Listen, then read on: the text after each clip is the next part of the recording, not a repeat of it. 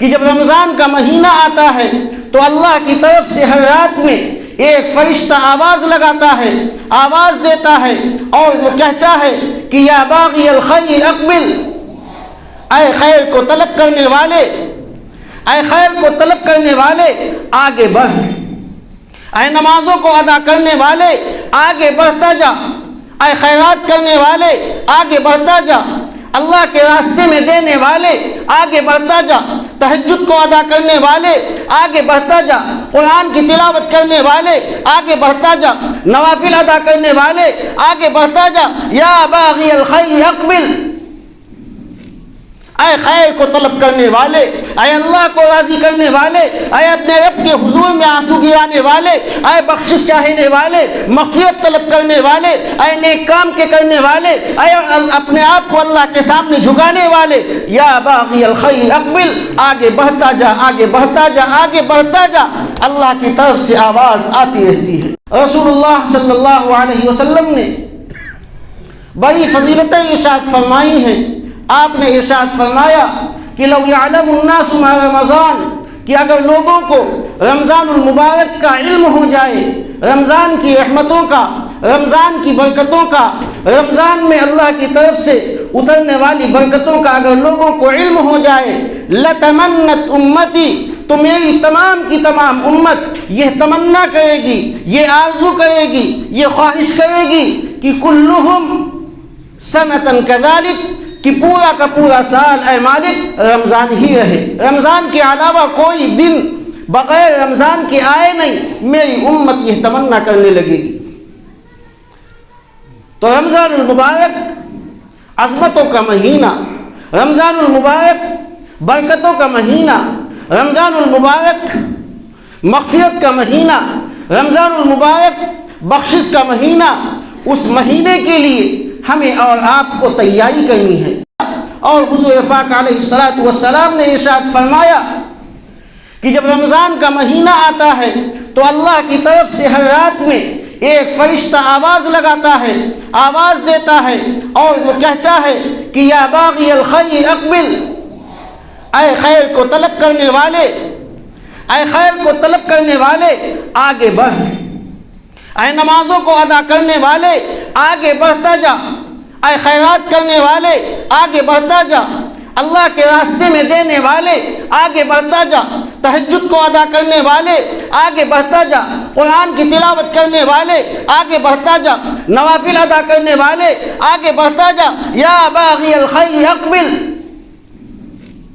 اے خیر کو طلب کرنے والے، اے اللہ کو راضی کرنے والے، اے اپنے رب کے حضور میں آنسو گرانے والے، اے بخشش چاہنے والے، مغفرت طلب کرنے والے، اے نیک کام کے کرنے والے، اے اپنے آپ کو اللہ کے سامنے جھکانے والے، یا باغی الخیر اقبل، آگے بڑھتا جا، آگے بڑھتا جا، آگے بڑھتا جا، اللہ کی طرف سے آواز آتی رہتی ہے۔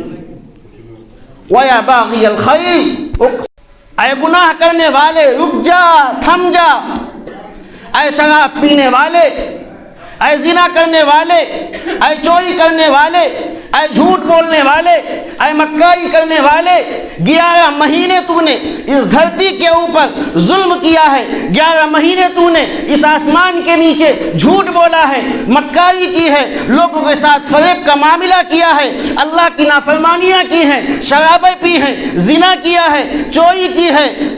اقصر، اب تو کم سے کم تھم جا۔ اللہ کی طرف سے آوازیں لگتی رہتی ہیں۔ جو اللہ کے نیک بندے ہوتے ہیں، اللہ کے چہیتے ہوتے ہیں، اللہ کے لاڈلے ہوتے ہیں، ان آوازوں کو سنتے ہیں، اپنے آپ کو مالک کے سامنے جھکا دیتے ہیں، اپنے آپ کو اپنے مالک کے سامنے رکھ دیتے ہیں۔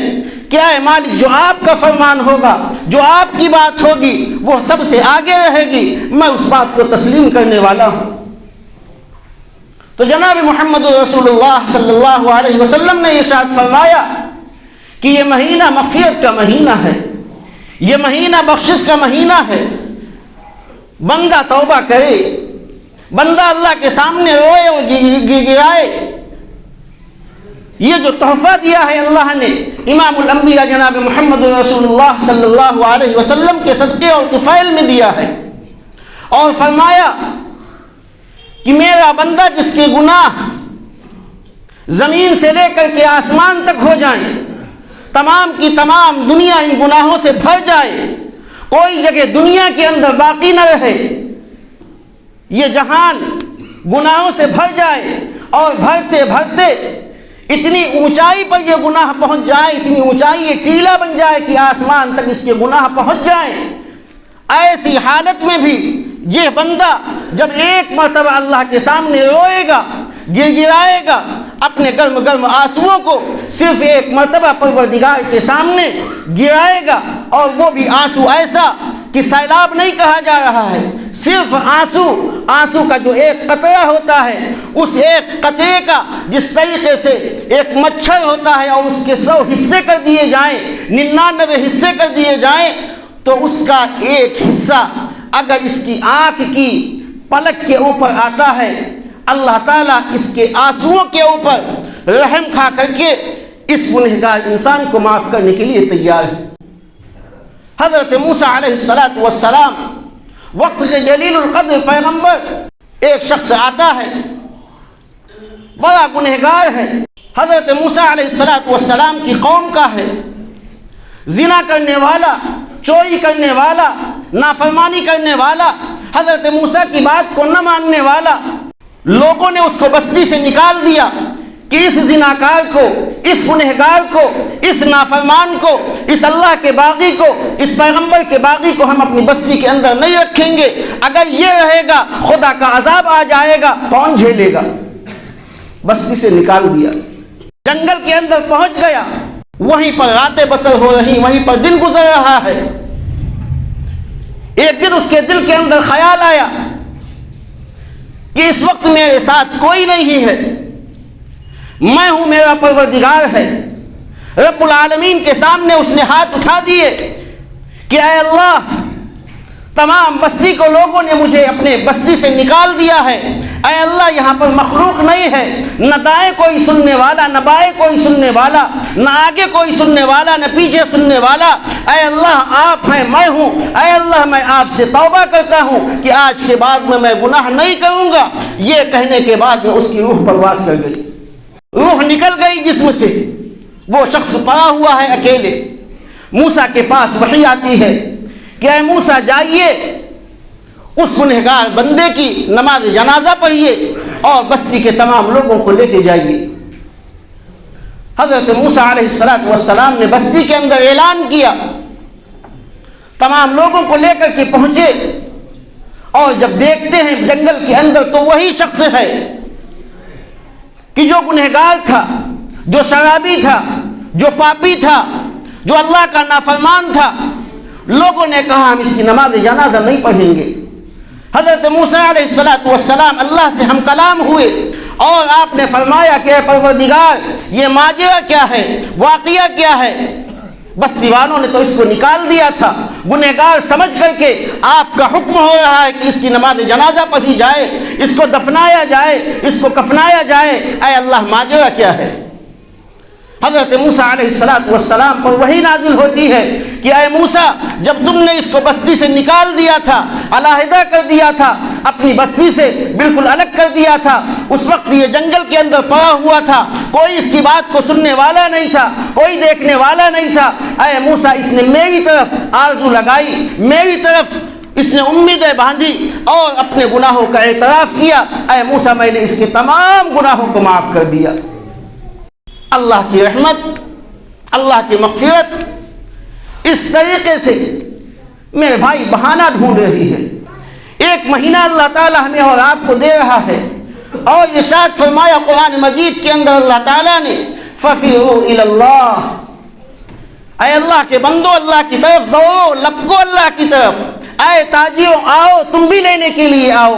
اے گنہگاروں تم بھی آؤ، اے کسانوں تم بھی آؤ، اے مزدوروں تم بھی آؤ، اے امیروں تم بھی آؤ، اے غریبوں تم بھی آؤ، اے رکشے والوں تم بھی آؤ، اے دکانداروں تم بھی آؤ، اے کپڑا بیچنے والوں تم بھی آؤ، اے سبزی لینے والوں تم بھی آؤ، اے سبزی بیچنے والوں تم بھی آؤ، اے عرب والے تم بھی آؤ، عجم والے تم بھی آؤ، اے مردوں تم بھی آؤ، اے عورتوں تم بھی آؤ، بچوں تم بھی آؤ، اور نوجوانوں تم بھی آؤ، بوڑھے تم بھی آؤ، ففروا الی اللہ، اللہ کی طرف آ جاؤ، سب کی سب اللہ کی طرف آؤ۔ اللہ اپنے بندوں کو معاف کرنے کے لیے تیار ہے، اللہ کی مغفرت، اللہ کی رحمت برس رہی ہے، اللہ تعالیٰ اپنے بندوں کو معاف کرنا چاہتا ہے، بخشش کرنا چاہتا ہے، رحمت کے دریا کے اندر اللہ تعالیٰ غوطے ہم سب کو لگوانا چاہتا ہے۔ تو میرے بھائی اس مہینے کی ہم تیاری کریں، اس مہینے کی تیاری میں لگ جائیں۔ اگر عام دنوں کے اندر ہمارا قرآن مجید پڑھنے کا معمول نہیں تھا تو اس مہینے کم سے کم ہم روزانہ 3 پاروں کی تلاوت کریں۔ عام دنوں میں اگر ہماری 2 پاروں کی تلاوت ہے تو رمضان میں کم سے کم 5 پاروں کی تلاوت ہو۔ عام دنوں میں اگر ہماری 5 پارے کی تلاوت ہے تو رمضان میں کم سے کم 10 پارے کی تلاوت ہو۔ اگر ہم عام دنوں میں پڑھنا نہیں جانتے تو کوشش کریں رمضان المبارک میں کہ ہم پڑھنے کی کوشش کریں۔ اور امام الانبیاء جناب محمد رسول اللہ صلی اللہ علیہ وسلم نے ارشاد فرمایا 4 چیزوں کی طلب میں رہا کرو، 4 چیزوں کی طلب میں رہا کرو۔ ہمیں شوق پیدا نہیں ہوتا، ہمیں رغبت نہیں ہوتی، ہمارے دل کے اندر ولولہ نہیں آتا، فکر پیدا نہیں ہوتی کہ رمضان المبارک کا ہم استقبال کیسے کریں۔ اللہ کے نبی صلی اللہ علیہ وسلم نے ارشاد فرمایا اگر تمہارے اندر شوق پیدا نہیں ہو رہا، تمہارے اندر رغبت پیدا نہیں ہو رہی، تمہارے دل کے اندر خوشی نہیں پیدا ہو رہی کہ رمضان کا مہینہ آ رہا ہے، تو اپنے ایمان کا جائزہ لو، اپنے ایمان کو اپڈیٹ کرو جس طریقے سے موبائل کو اپڈیٹ کرتے ہو۔ موبائل نہیں چلتا ہے، ہینگ کر رہا ہے، نمبر جلدی سے نہیں آتا ہے، تو اپنے ایمان کو اپڈیٹ کرو، نیا لوڈ کرو۔ صحابہ نے ارشاد فرمایا کیف نجدد ایماننا، کہ اے اللہ کے پیغمبر ہم اپنے ایمان کی تجدید کیسے کریں، کیسے اس کو اپڈیٹ کریں؟ اگر یہ کمزور ہو گیا ہے، اللہ کے نبی نے ارشاد فرمایا کہ اپنے ایمان کو اپڈیٹ کرو بقول لا الہ الا اللہ محمد رسول اللہ، کہ کثرت کے ساتھ میں رمضان المبارک میں لا الہ الا اللہ پڑھتے رہا کرو، محمد رسول اللہ کہتے رہا کرو۔ کلمہ جب پڑھتے رہو گے ایمان اپڈیٹ ہوتا رہے گا، مضبوط ہوتا رہے گا۔ دوسرا ہے استغفار، استغفار کی کثرت، ایسا استغفار کہ امام الانبیاء جناب محمد رسول اللہ صلی اللہ علیہ وسلم کے پاس ایک صحابی آتے ہیں اور کہتے ہیں کہ اے اللہ کے پیغمبر میں بڑا گنہگار ہوں، میں بڑا خطا کار ہوں، میرے گناہوں کو بخشنے والا کوئی ہے؟ کیا گناہ تم نے کیا؟ اے اللہ کے پیغمبر 70 بچیوں کو میں نے اپنے ہاتھوں سے زندہ دفن کر دیا ہے۔ ایک قتل کا اتنی بڑی سزا ہے اللہ کے یہاں، اور جس آدمی نے 70 لوگوں کا 70 بچیوں کو زندہ دفن کر دیا ہو، اے اللہ کے نبی کیسے اس کو معافی مل سکتی ہے؟ امام الانبیاء جناب محمد رسول اللہ صلی اللہ علیہ وسلم نے اپنی پیشانی کے اوپر ہاتھ رکھا، افسوس کرنے لگے، اور آپ نے یہ باتیں چل ہی رہی تھی، آپ کچھ بتلا نہیں پا رہے ہیں۔ اللہ کی طرف سے جبرائیل امین حاضر ہوتے ہیں اور ارشاد فرماتے ہیں کہ یا عبادی الذین اسرفوا علی انفسہم لا تقنطوا من رحمت اللہ، کہ اے پیغمبر اللہ ارشاد فرماتا ہے کہ میرے بندوں سے بتلا دیجئے کہ اے میرے بندوں، اے میرے لاڈلوں، اے میرے چہیتوں، اے میری عبادت کرنے والوں، اے میرے سامنے سجدہ کرنے والوں، اے مجھ سے مانگنے والوں، اے میرے سامنے ہاتھوں کو پھیلانے والوں، اے میرے سامنے رونے والوں، اے میرے سامنے گر گرانے والوں، اے میرے سامنے رکوع کرنے والوں، اے پیغمبر میرے بندوں سے بتلا دیجئے۔ یہ نہیں کہا اللہ نے کہ گنہگاروں سے بتلا دیجئے، خطا کاروں سے بتلا دیجئے، قتل کرنے والوں سے بتلا دیجئے۔ جس طریقے سے ایک ماں ہوتی ہے، کس طریقے سے اس کو اپنے بیٹے سے پیار ہوتا ہے، کس طریقے سے لاڈلا اور چہیتا اس کا بیٹا ہوتا ہے، وہ ماں ہمیشہ یہی کہتی کہ میرا لاڈلا ہے، میرا چہیتا ہے۔ اسی طریقے سے پروردگار کہہ رہا ہے کہ یا عبادی الذین، اے میرے بندوں، اے میرے لاڈلوں، اے میرے چہیتوں، اے پیغمبر ان سے کہہ دیجئے جنہوں نے اپنی نفسوں کے اوپر ظلم کیا ہے، اپنے گناہوں کو کیا ہے، خطاؤں کو کیا ہے، قتل کیا ہے، اسرفوا علی انفسہم لا تقنطوا من رحمت اللہ، ان سے بتلا دیجئے کہ اللہ کی رحمت سے یہ مایوس نہ ہو۔